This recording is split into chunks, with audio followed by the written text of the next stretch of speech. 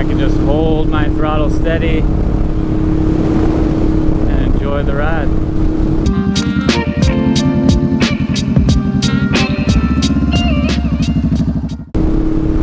Notice my speed. I can set cruise control on my hand and essentially keep my speed right around the same set speed within a mile or two per hour. It's fluctuating, 54, 55.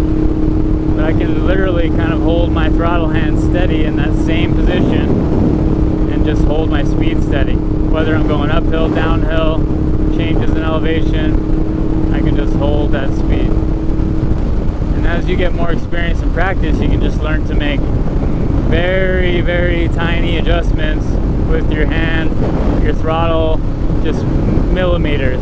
Just think of it as a percentage.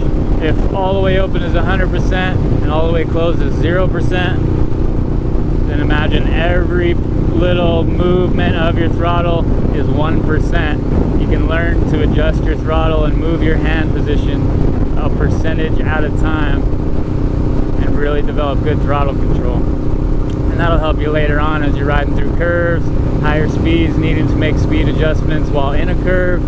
You can learn throttle control, and you can keep your bike's suspension, everything nice and stable while you're making those adjustments by doing them smoothly.